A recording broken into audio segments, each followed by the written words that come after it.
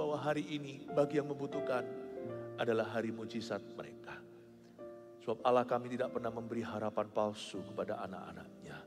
Kau memberikan roti kepada yang minta roti, tidak kau berikan batu atau kalajengking.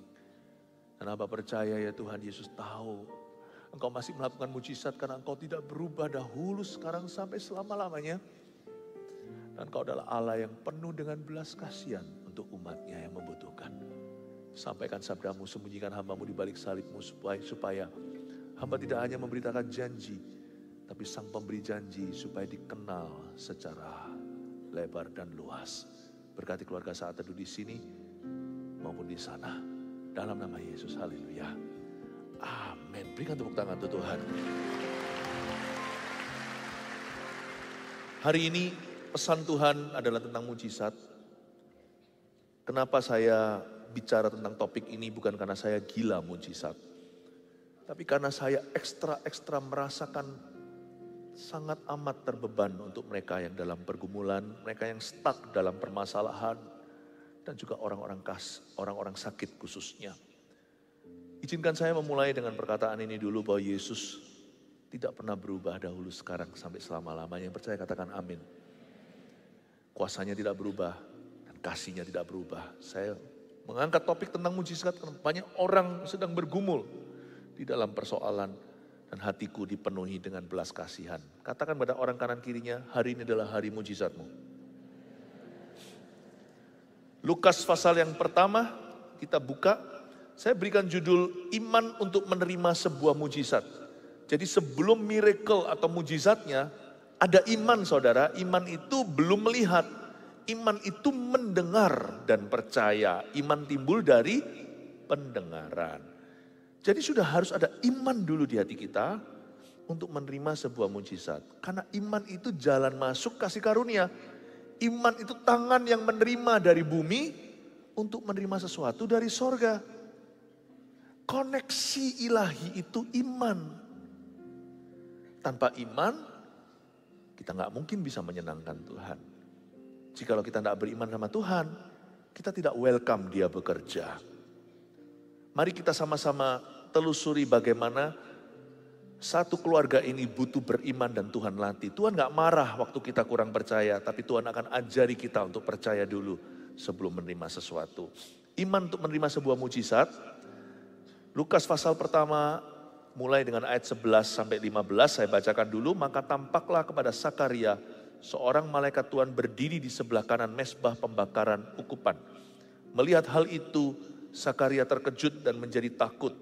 Tetapi malaikat itu berkata kepadanya, jangan takut hai Sakaria, sebab doamu telah dikabulkan. Dan Elisabet istrimu akan melahirkan seorang anak laki-laki bagimu. Dan haruslah engkau menamai dia Yohanes. Engkau akan bersukacita dan bergembira. Bahkan banyak orang akan bersukacita atas kelahirannya itu. Sebab Yohanes ini akan besar di hadapan Tuhan. Dan ia tidak akan minum anggur atau minuman keras. Dan ia akan penuh dengan Roh Kudus mulai dari rahim ibunya. Stop di sana, saya jelaskan ayat per ayat. Sakaria dan Elisabet adalah ortu atau orang tua Yohanes Pembaptis yang mempersiapkan jalan bagi Yesus Kristus Sang Mesias. Ini bayi ajaib karena kelahiran normal, tidak sama dengan Yesus Kristus yang dikandung oleh perawan. Tetapi nggak normalnya di sini, orang tuanya itu sudah lanjut usia, sudah manula. Mungkin Sakaria dan Elisabet sudah di atas umur 80 atau mungkin muda-muda pun umur 70 sekian, nggak mungkin. Itu adalah kehamilan berbahaya. Hamil aja tidak possible, tidak bisa. Maka ayat 11 begini ceritanya. Maka tampaklah kepada Sakaria seorang malaikat Tuhan berdiri di sebelah kanan mezbah pembakaran ukupan. Mezbah pembakaran ukupan itu adalah mezbah doa. Zaman dulu kan belum ada Roh Kudus dicurahkan. Jadi doa mereka itu ke bait Allah, hadirat Allah gak kemana-mana. Setelah Yesus mati di kayu salibnya, barulah robek dari atas ke bawah tirai bait suci itu. Dengan kata lain secara simbolis, sekarang Roh Kudus dicurahkan ke atas semua manusia, asal kita haus dan percaya. Tapi zaman dulu, hanya di Yerusalem doang, hanya di bait suci yang ditentukan. Dan Sakaria dapat giliran untuk masuk ke sana mempersembahkan doa umat. Dan ketika dia sedang membawa mezbah ukupan, membawa pembakaran ukupan itu, tiba-tiba malaikat Tuhan berdiri di sebelah kanan mezbahnya. Ada penampakan. Gak perlu kita itu mengalami pengalaman supranatural dulu untuk mengalami sesuatu yang supra alami. Tidak perlu, kadang-kadang iman itu sangat alami. Only believe, percaya saja. Tetapi ini kasus khusus, malaikat itu berdiri. Siapa bilang kalau malaikat menampakkan diri kita pasti percaya? Buktinya Sakaria sampai bisu kok. Kalau Tuhan sekarang muncul di depanku, aku tahu mujizat akan terjadi. Enggak tentu. Kalau kita nggak bisa percaya dengan firman sederhana, jikalau 2 atau 3 orang berkumpul dalam nama aku ada di situ. Dan apapun yang mereka doakan, jikalau mereka sepakat, Bapa akan mengabulkan apapun yang sesuai firman Allah. Mengabulkan doa itu berarti doa itu dari sisi kita. Nggak tentu Tuhan yang memberi idenya. Berarti proposal dari dunia. Makanya namanya dikabulkan. Kita nggak usah begini loh.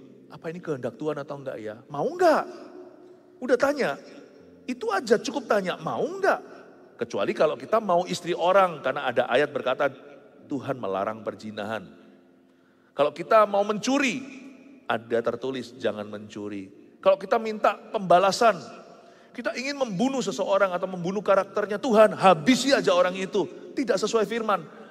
2-3 orang berkumpul, 2 juta, 3 juta pun Tuhan tidak akan kabulkan. Karena Tuhan tidak akan memberikan kepada kita kalajengking. Tuhan tidak akan memberikan kepada anak-anaknya sesuatu yang melanggar firman-Nya. Karena itu pasti buruk bagi kita dan dampaknya merusak. Tapi kadang-kadang kita baca Alkitab aja kita nggak mantap. Kita merasa ya ini kan di Alkitab. Apakah ini berlaku untuk aku? Iman itu harus bulat. Sana mau nggak? Tanya. Ya Tuhan ini dalam firman. Aku tahu ini ada janjimu. Misalnya sembuh. Misalnya pertolongannya. Misalnya ketabahan dan kekuatan ketika mengalami permasalahan. Misalnya bagi orang yang berkabung diberikan penghiburan karena Tuhanlah gembala saat lembah kekelaman. Lembah maut pun Tuhan di sana. Kalau kita baca dan itu jelas-jelas firman Allah. Sekalipun kita nggak ngalami penampakan apa-apa, tidak ada sesuatu yang istimewa, tidak ada nabi yang datang tumpang tangan atau dari ribuan orang atau puluhan ribu tiba-tiba ditunjuk satu. Hai kamu Henry, wow. Henry siapa? Henry Wijaya. Wah, disebut juga nomor teleponnya. Wah, sensasional. Lalu diberitahukan nanti akan apa, hidupmu akan seperti apa. Persis sesuai dengan kebutuhan. Dan yang selama ini dia doakan. Gak semua orang seheboh itu masalahnya. Makanya cerita ini lucu. Sakaria mengalami sesuatu yang sangat-sangat di luar biasanya. Dia tidak percaya. Tidak ada garansi kalau Tuhan sekarang muncul di depan Anda, muka dengan muka Anda akan percaya kepadanya. Karena itu kalau Anda lihat di dalam Alkitab ada sebuah janji Tuhan. Dan Anda ingin itu terjadi dalam hidupmu. Bawa kehadirat Tuhan. Kurang percaya, 2 dan 3 orang bersama-sama saling mendoakan dan saling menguatkan. Maka Allah yang mendengar dari sorga, oh itu maumu. Dia mengabulkan. Memang pengabulan doa tidak selalu sesuai ekspektasi kita. Tapi doa itu so pasti dijawab. Pakai sedikit bahasa Sulawesi. Pasti akan dijawabnya. Kadang-kadang dijawabnya tidak seperti yang kita duga. Juga tidak sesuai dengan kurun waktu yang kita inginkan. Tetapi pasti dijawab sama Tuhan. Coba katakan kiri kanan. Termasuk Anda yang ada di rumah atau di mana. Kalau ada orang di sebelah Anda katakan, Tuhan pasti jawab doa Anda. Ayat 12, melihat hal itu terkejut dan menjadi takut si Sakaria itu. Tetapi malaikat itu berkata kepadanya, ayat 13, jangan takut hai Sakaria, sebab doamu telah dikabulkan. Mereka minta anak. Dan Elisabet istrimu akan melahirkan seorang anak laki-laki bagimu. Dan haruslah engkau menamai dia Yohanes. Engkau akan bersukacita dan bergembira. Bahkan banyak orang akan bersukacita atas kelahirannya itu. Sebab ia akan besar di hadapan Tuhan. Dan ia tidak akan minum anggur atau minuman keras. Dan ia akan penuh dengan Roh Kudus mulai dari rahim ibunya. Ayat 15 memang seperti sebuah perintah dari Tuhan untuk sang orok bayi. Anak atau bocah itu nanti kalau besar tidak boleh minum anggur atau minuman keras. Seperti Simpson, rambutnya nggak boleh dipotong. Kita nggak usah aneh-aneh. Kalau nggak ada sesuatu yang sangat jelas alasannya, janganlah kita merasa-rasa. Hati-hati dengan jebakan ngeroh yang tidak perlu. Kita itu harus sound mind, tertib pikiran. Penuh Roh Kudus itu tetap harus bijaksana. Tapi saya coba artikan ayat 15. Mengapa kok ada peringatan keras bagi anak ini? Karena anak ini memang punya tugas khusus. Gak lucu kalau dia minuman keras dan dia belum bisa mengendalikan diri, lalu datang tiba waktunya untuk dia menyerukan Yesus. Nanti ngocehnya ngawur. Karena dialah suara yang berseru-seru di padang gurun. Kalau kebanyakan alkohol, nanti anak muda ini ketika waktunya dipakai oleh Allah, bisa-bisa nanti berita yang disampaikan keluar dari mulut orang mabuk. Jadi ada alasan ya. Tetapi selain itu memang tugasnya dia itu luar biasa. Yohanes Pembaptis itu bukan orang biasa. Dia mempersiapkan jalan untuk Mesias. Dialah nabi terakhir perjanjian lama, nabi pertama perjanjian baru. Hanya ada satu orang di dua air. Lama dan baru dia pernah hidup di situ, di tengah-tengah persis. Jadi nggak bisa ditiru lagi ayat ini. Tetapi dari sini saya menemukan satu kesimpulan ayat 15. Dan ia akan penuh dengan Roh Kudus mulai dari rahim ibunya. Tahukah, mujizat Tuhan itu ada tanggung jawab di dalamnya. Dia kan segera dapat momongan nih. Ini Zakaria masih belum pulang ke rumah, beritahu sama istrinya apa yang malaikat katakan. Tapi Tuhan udah janjikan momongan. Nggak tanggung-tanggung Gabriel yang beritahu langsung. Dan Zakaria diberitahu kalau kamu dikasih mujizat ini, kamu harus menerimanya dengan penuh pertanggungjawaban. Mujizat Allah itu bukan magic show. Sebentar Anda lihat, sebentar muncul di depan. Ada di depan mata Anda, lalu menghilang. Mujizat Tuhan itu adalah untuk melengkapi kehidupan kita. Amin, Bapak Ibu Saudara. Dan mujizat Tuhan itu penuh pertanggungjawaban. Saya jadi ingat satu raja namanya Hizkia. Dia kan sakit, merengek-rengek, menghadap tembok. Di atas ranjang pesakitannya, dia lagi sakit kritis, sudah sekarat.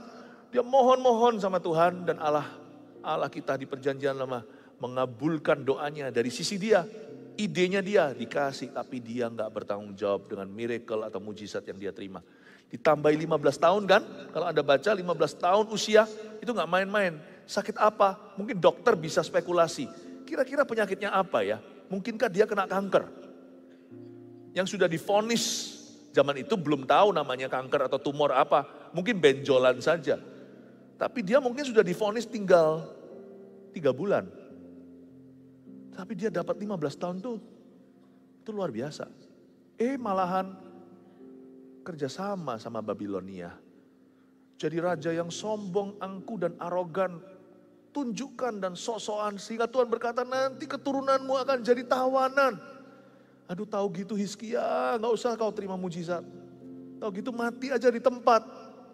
Karena gara-gara Hizkia, bangsa Israel akhirnya jatuh ke tangan Babilonia. Miracles are not God's best blessing. Berkat terbesar itu bukan mujizat. Berkat terbesar itu takut akan Tuhan. Itulah sebabnya, jikalau kita memang mau memberitakan tentang mujizat, pastikan kita memberitakan dulu kehendak Allah. Kalau kita mau memberitakan berkat, pastikan dulu kita harus ajarkan takut akan Tuhan. Kerinduan saya hari ini adalah hidupmu mengalami breakthrough atau mengalami terobosan. Dan ingat ya, mengalami penampakan tidak garansi orang akan percaya. Terima mujizat tidak jaminan orang berbahagia. Tetapi hari ini saya percaya Tuhan mau melakukan mujizat karena Tuhan berbelas kasihan. Bartolomeus berkata, aku mau melihat Tuhan. Orang buta itu dicelikan. Marta dan Maria nangis-nangis minta Lazarus dibangkitkan. Padahal kalau Lazarus mati ya masuk ke sorga kan dia percaya Yesus. Tapi Tuhan tetap masih tergerak hatinya dan berkata, Lazarus keluarlah. Lalu kubur itu kosong, dia keluar dengan kain kafan. Tuhan kita itu suka ngefur. Nggak tahu bahasa apa itu ya ngefur ya, waktu saya kecil. Ngefur itu artinya suka ngalah sama kita. Padahal nggak tentu itu idenya, tapi Tuhan kabulkan kalau memang kita itu mau. Asal yang kita maui, yang kita inginkan itu bukan sesuatu yang melanggar firman. Kenali sifat Bapamu di sorga yang tidak memberi batu. Kalau kita tuh mau, itu ada dalam firman. Allah kita itu gampang luluh, sungguh. Tidak perlu memanipulasi dia. Kalau engkau memberiku mujizat, aku akan pelayanan. Jikalau engkau menyembuhkan aku akan memberitakan Injil ke seluruh dunia. Nggak usah. Sifat Tuhan tuh nggak gitu. Dan Tuhan tuh maha tahu, kadang-kadang dia tahu kok janji-janji gitu itu. Karena sekarang kita terhimpit masalah, karena kita kepepet. Tapi Tuhan tahu kalau nanti kita fine-fine saja seperti 9 orang kusta, kita cenderung lupa. Tuhan maha tahu bahwa itu semuanya hanyalah janji palsu saja.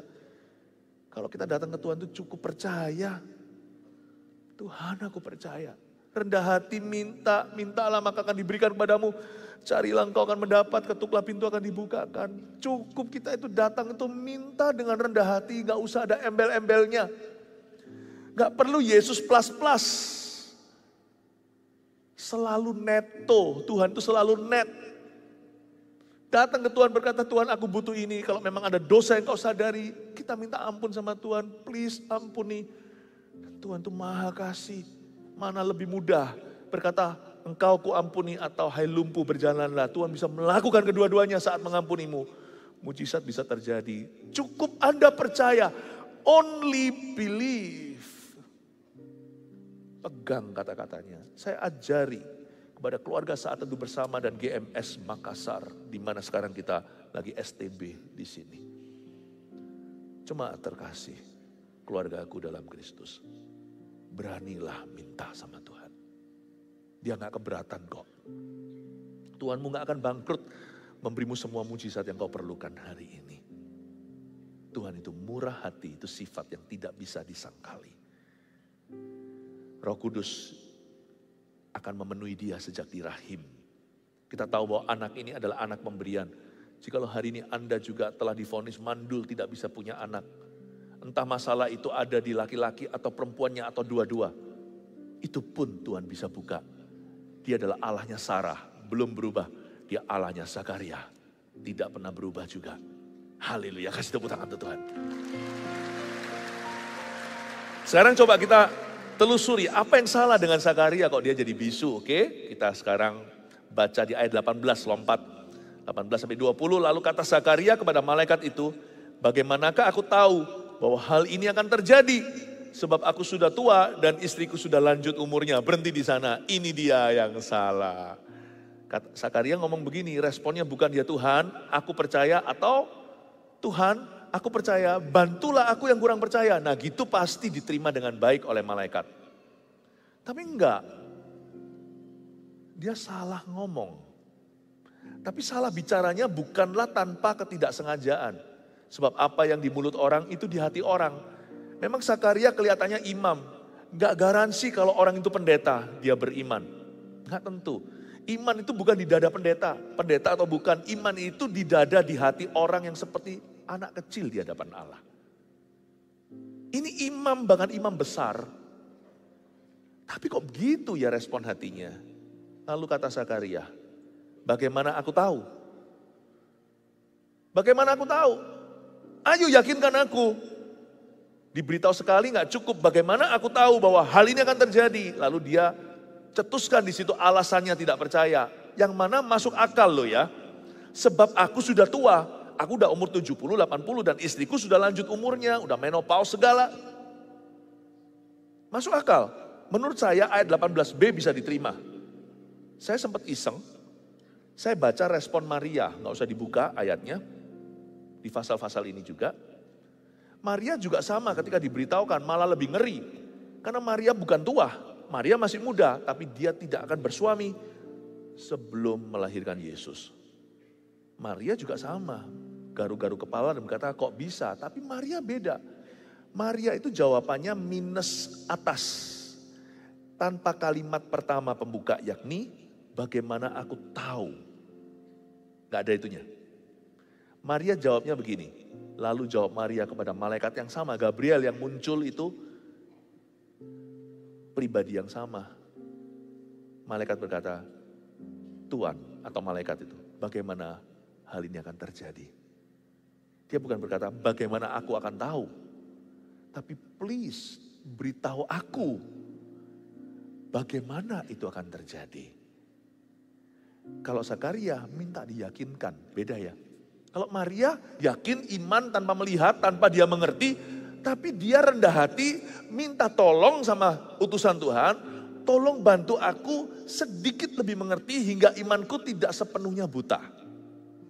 Aku percaya dulu dengan mendengar, tapi tuntun tolong aku yang bodoh atau kurang berhikmat ini. Kira-kira gitu bahasa manusiawi. Fokusnya kepada beritanya, fokusnya kepada janji dan sang pemberi janji yang lebih, sang pemberi janji itu maha kuasa, sedangkan Maria manusia biasa. Jadi Maria itu minta untuk diangkat pengertiannya. Aku percaya, tapi tolong ajari saya bagaimana seharusnya saya percaya dan menempatkan hati soal ini. Bagus, karena dia tidak gagal fokus. Fokusnya pada janji itu. Dan fokusnya pada sang pemberi janji di balik utusan malaikat. Sedangkan Zakaria fokusnya ke dirinya. Tunggu dulu, time out, tanda silang. Dia berkata, yakinkan saya. Aku kurang yakin rasanya kalau nggak didoakan sama pendeta itu. Yakinkan aku, kalau nggak gimana gitu, simsalabim seperti apa, ucap-ucap mantra tapi pakai nama Yesus.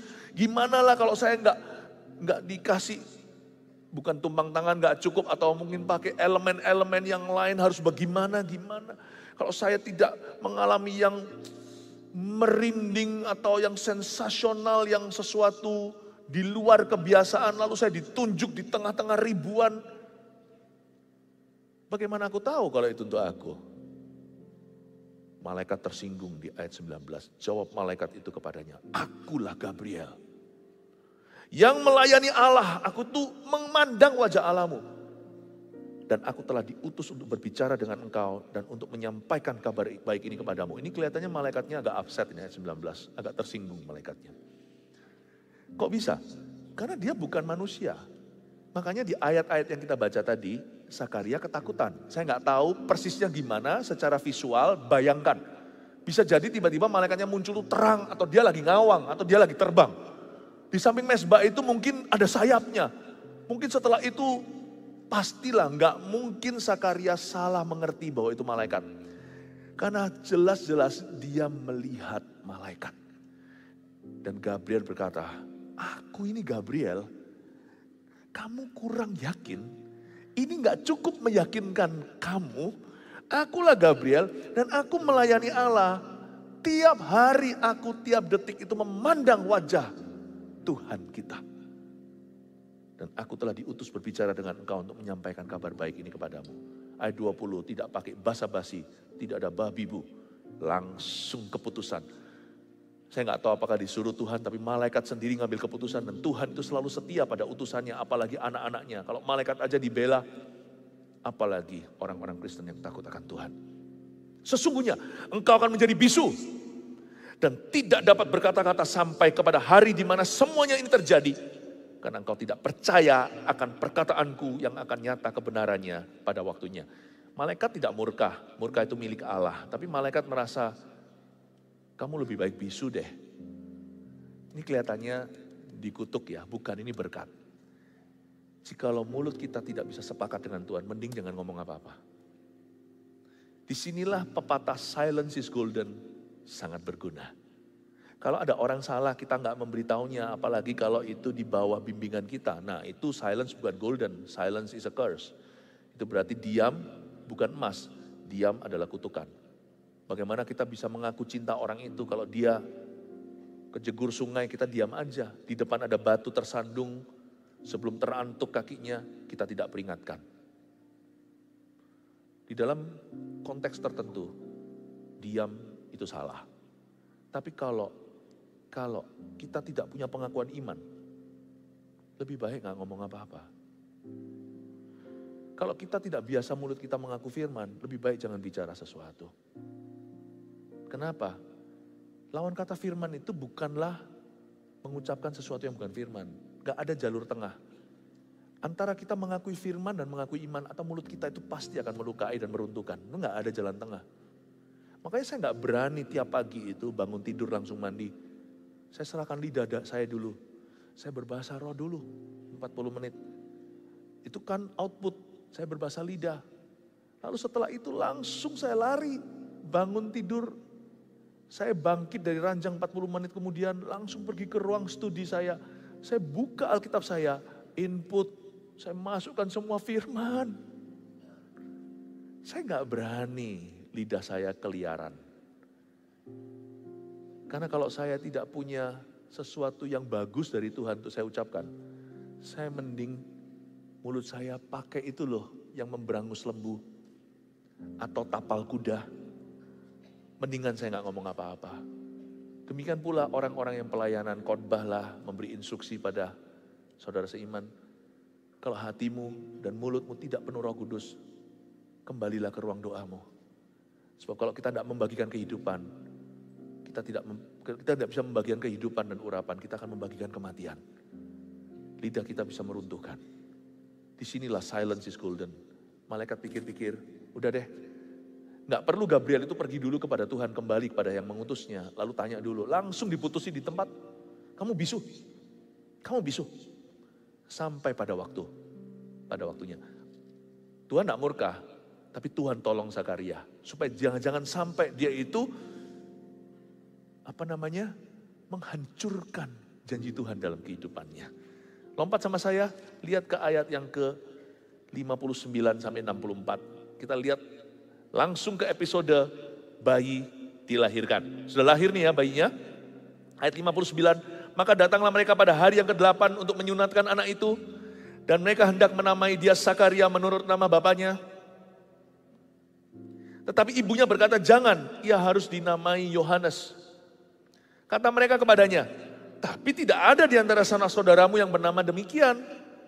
Lalu mereka memberi isyarat kepada bapaknya Zakaria untuk bertanya nama apa yang hendak diberikannya kepada anaknya itu. Karena sampai detik ayat 62, Zakaria masih bisu. Ayat 63, ia meminta batu tulis. Si Zakaria minta paper lah ya, minta kertas gitu, tapi di batu. Lalu menuliskan kata-kata ini, namanya adalah Yohanes, dan mereka pun heran semuanya. Sebelum saya jelaskan lanjut, di ayat 63 ini, mengapa mereka heran?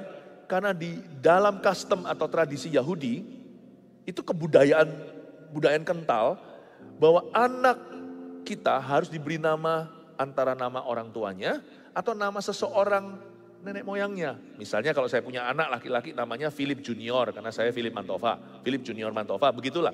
Atau di atas-atasnya, kalau orang Yahudi nih, atas-atasnya itu ada yang nama siapa yang kira-kira cocok jadi nama anakku. Kalau kita kan lain orang Indonesia. Apalagi sekarang zaman modern, wah nama-nama sulit-sulit, susah-susah, keren-keren begitu. Seenak orang tuanya sih, doa atau enggak doa, pokoknya kita yang memberi nama anak kita, it's okay juga. Tapi supaya ngerti ya, nama Yohanes itu enggak ada dalam silsilah mereka. Jangan pernah samakan mujizatmu dengan orang lain. Sebuah kebodohan untuk membanding-bandingkan. Kemungkinan terbesar adalah mujizat yang akan Anda terima hari ini adalah satu-satunya dalam sejarah. Sekalipun kasusnya sama, misalnya sakitnya A, tetangga saya sakitnya juga A. Tapi konteks hidup kita beda, kita ngalami mujizat. Itu mujizat seperti sidik jari, tiada duanya.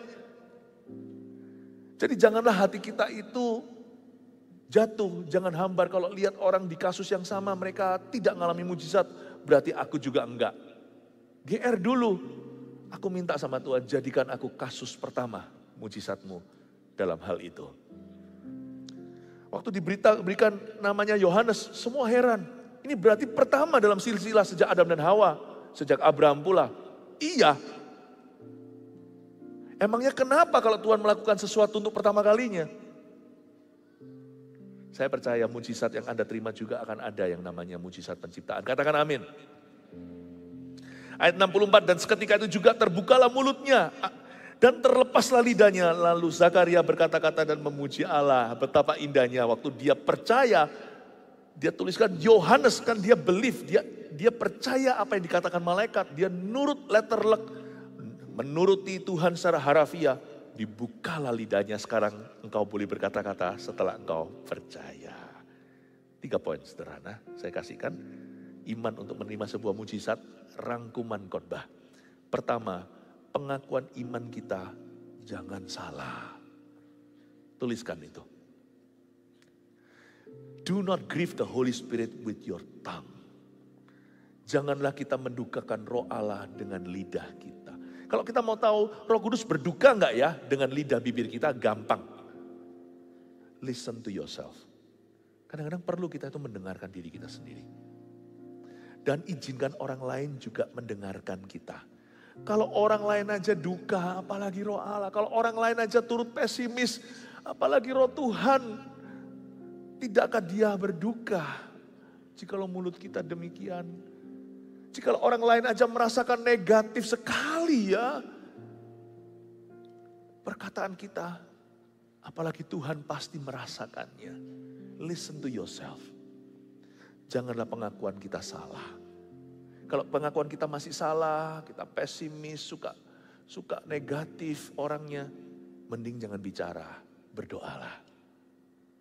Tapi kalau pengakuan kita iman, keluarlah, mulailah ucapkan firman di mulutmu. Sebab ada kuasa dalam pengakuan iman. 2, setuju dengan Tuhan mendatangkan kuasa. Belajar dari si Zakaria, ketika dia sepakat dengan Tuhan, mulutnya terbuka. Tahukah the place of agreement with God is the place of power. Tempat sepakat dengan Tuhan itu adalah tempat berkat. Itulah tempat mujizat. Jangan berkata, Tuhan kau harus sepakat dengan aku. Kita harus sepakat dengan Tuhan Yesus. Sembuh gak sembuh, mujizat gak mujizat. Sepakat dulu dengan Tuhan. Bahkan kalau kita pun sampai mati tidak menerima apa-apa, masih ada tempat sepakat dalam firman. Tuhan memberi, Tuhan mengambil. Terpujilah nama Tuhan. Hidup kita gak akan pernah dikalahkan selama-lamanya oleh setan. Karena nama kita tertulis dalam kitab kehidupan. Sepakat dengan Tuhan itu selalu mendatangkan berkat. Berikan tepuk tangan untuk Tuhan. Terakhir, iman untuk menerima sebuah mujizat saya tambahkan. Ketiga, hadirat Tuhan menggenapi firman. Firman-Nya. Maksudnya, pengakuan iman nomor 1 kan, setuju dengan Tuhan itu kontennya. Tapi hadirat Tuhan itulah yang menciptakan. Saya jadi ingat saat penciptaan di Kejadian pertama, dituliskan bahwa roh itu melayang-layang. Lalu ada firman, jadilah terang, firman itu jadi. Jangan lupa, Roh Kudus itu melayang-layang, hadirat Allah itu di atas permukaan bumi yang belum berbentuk, di atas air dan kegelapan. Roh itu melayang-layang. Kita gak bisa ambil ayat comot-comot, pakai ini seperti sebuah pasal hukum melawan Tuhan. Tuhan berkata, no, Tuhan itu bukan teori, Tuhan itu pribadi. Jadi kalau kita mau mujizatnya, hampiri pribadinya. Datang kepadanya. Jangan pakai ayat untuk menuntut Allah, tapi pakai ayat untuk merapat kepada Tuhan dan berkata, hadirat-Mu Tuhan. Dan ketika Tuhan hadir di hidupmu, firman yang Dia ucapkan di hidupmu itu satu-satu akan terjadi. Semua terjadi bukan karena teori, semua terjadi karena kedekatan dengan seorang pribadi. 3 poin ini camkan di hati. Saya percaya hari ini adalah hari mujizatmu. Mari kita melalui lagu ini mengakui firman Tuhan. Mari kita pengakuan iman. Mari kita nyanyikan Redo lagu ini. Aku punya Tuhan yang besar, yang telah berjanji dan sanggup menggenapi imanku bersepakat. Percaya kuasanya, ku terima sekarang kemenangan darimu. Aku punya Tuhan, aku punya Tuhan yang besar, yang telah berjanji dan sanggup menggenapi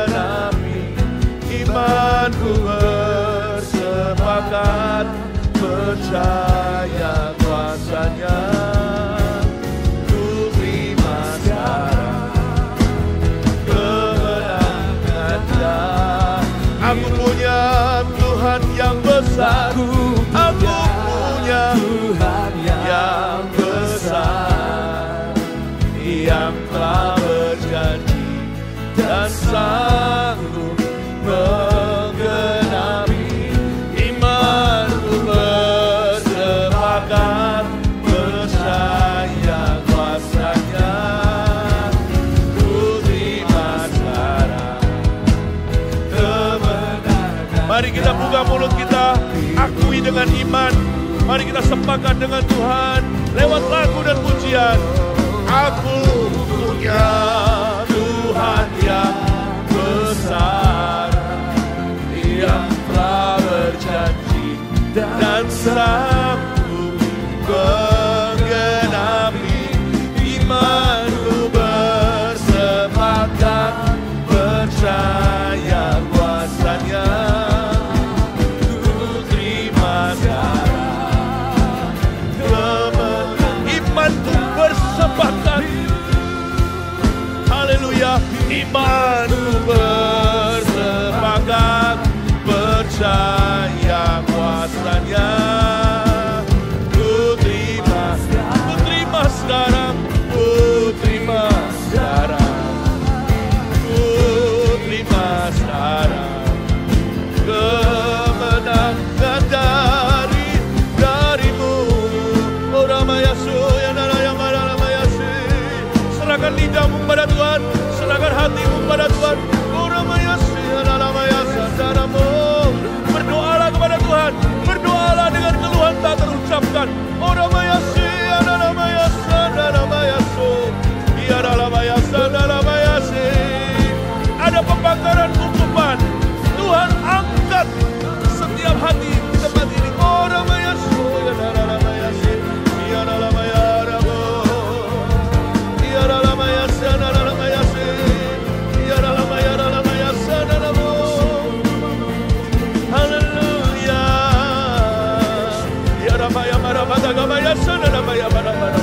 Haleluya, haleluya, haleluya, haleluya. Sanamaya Marabada. Imanku bersepakat percaya kuasa-Nya. Ku terima sekarang. Dengan iman katakan, ku terima sekarang.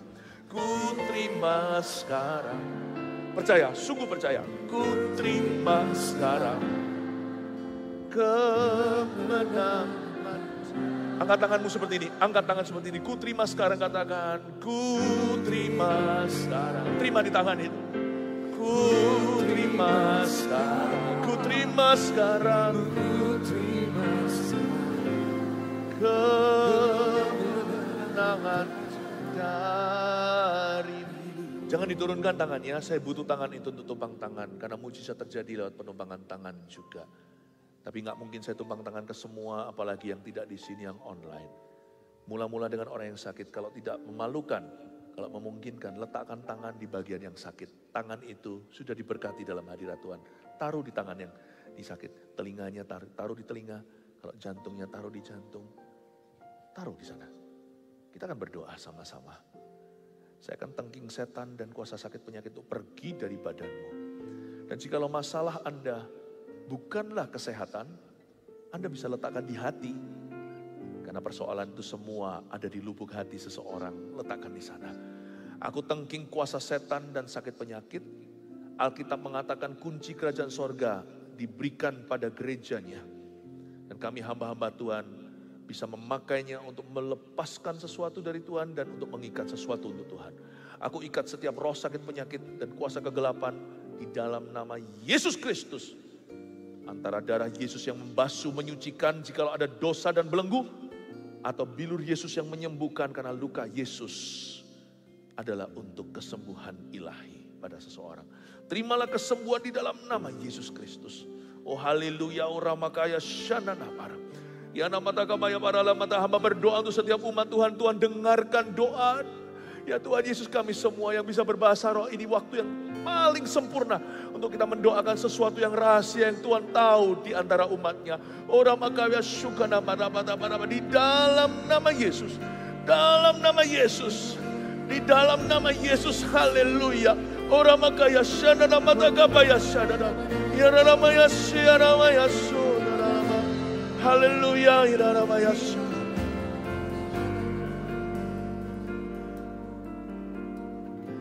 Saya merasakan ada seseorang yang matanya juling bukan karena persoalan mata, tetapi karena masalah di jantungnya, serangan yang terjadi. Tuhan sembuhkan dua-dua, simptom gejalanya, julingnya kembali normal itu mata,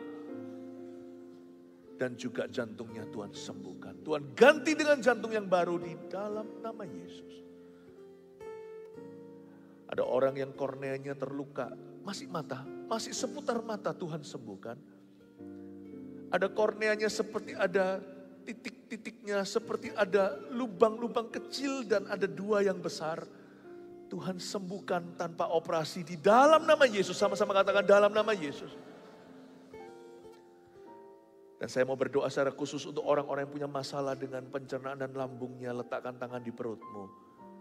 Di dalam nama Yesus aku ucapkan berkat di tempat itu. Bahkan kalau ada polipnya di sana, mata-mata ikan itu pergi dalam nama Yesus. Lenyap di dalam nama Tuhan Yesus. Terima kasih Yesus, terpujilah namamu. Ada satu orang, seorang yang menjual fish cake. Saya nggak tahu fish cake itu apa, Roh Kudus beritahu. Fish cake lonjong-lonjong begitu. Anaknya sekolah di luar negeri, sedang packing barang karena ini semester terakhir, dia ambil jurusan chemistry atau kimia. Ibu, anakmu tidak akan pulang ke tanah air tanpa wisuda. Tuhan akan memberkati ekonomimu dan Tuhan akan memampukanmu untuk bisa menyekolahkan anak Anda sampai selesai. Bahkan dua adiknya lagi satu persatu akan sekolah perguruan tinggi. Saya tidak tahu orangnya di mana, di sini atau yang di online di situ. Kita kasih tepuk tangan dulu, kita yakin dengan iman. Semua orang-orang yang menyampaikan permohonan doanya yang di live chat atau yang di komentar, ulurkan tangan sekarang ke depan. Mari kita sepakat iman. Yang di sini ulurkan tangan menjadi pendoa syafaat bersama dengan kami. Di dalam nama Yesus Tuhan, untuk setiap permohonan doa hamba-Mu berdoa di dalam nama Putra Allah Yesus Kristus. Kami sepakat dengan permohonan doa mereka. Asal doa mereka itu ada dalam firman, bukan melanggar firman alias berdosa. Hamba-Mu sepakat dari sisi kami, 2 atau 3 orang berkumpul, lebih dari itu Tuhan di sini. Kami proposalkan sebagai mesbah pembakaran ukupan naik ke atas di bawah malaikat. Malaikat di tangga Daud, tangga Yakub itu naik turun di situ, di tengah-tengahnya di atas bertahta anak manusia. Yesus Tuhan yang menerima doa. Bawa pada Bapa, sempurnakan doa kami yang kurang sempurna. Pokoknya hamba-Mu sepakat dengan keluarga saat teduh saat ini ya Tuhan, untuk setiap doa yang lahir dari firman Allah, dari hati yang haus. Di dalam nama Yesus. I speak miracles in Jesus' name. Aku ucapkan dan deklarasikan mujizat-Mu di dalam nama Yesus. Ulurkan tangan, terima berkat Tuhan dulu saat ini. Terimalah berkat dari Allah Bapa, kasih karunia dari Tuhan Yesus, pengurapan dari Allah Roh Kudus menyertai-mu dari sekarang sampai selama-lamanya. Iman-mu tidak akan mengecewakan. Pergilah, sebab iman-mu sudah menyelamatkanmu. Dalam nama Yesus, amin.